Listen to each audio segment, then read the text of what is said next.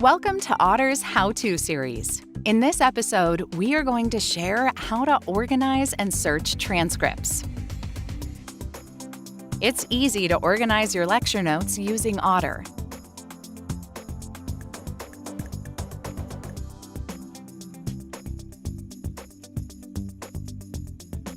Start your recording directly from the Folders tab.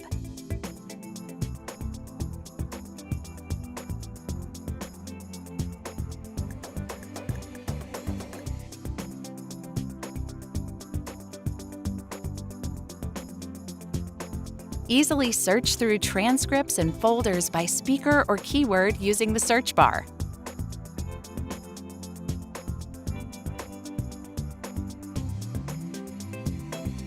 All transcripts from my conversations can be moved to folders.